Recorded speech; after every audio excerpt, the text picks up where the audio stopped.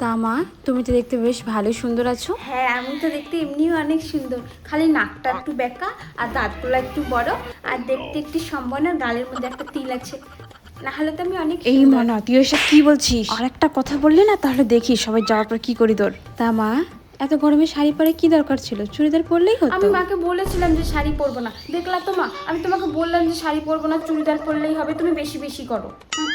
ওরা তো বলছে শাড়ি না পরলেও হতো। তা মা, তুমি কি রান্নাবাড়ি কিছু পারো? আমি, হ্যাঁ, আমি রান্নাবাড়ি পারি তো। কখনো করেছো? না, কখনো রান্না করি নাই, কিন্তু পারবো মনে হয়। ও, আমাদের বাড়িতে না সবাই গান করে, তুমি গান পারো?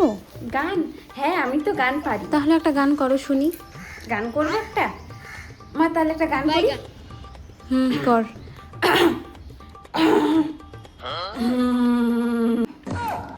কচু বনে হেগে গেল কালো কুকুরে, কচু বনে হেগে গেল কালো কুকুরে।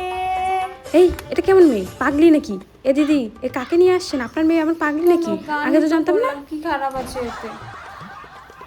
মনা, তুই আবার কি শুরু করেছিস? হ্যাঁ, এটা নিয়ে তুই 50টা বিয়ে ভাঙলি। দিদি, আমরা তাহলে আজকে আসি, বাকি কথা পরে হবে। কেন যাচ্ছেন কেন? বিয়েটা কবে সেটা তো বলে যান। ভালোই তো গান করলাম।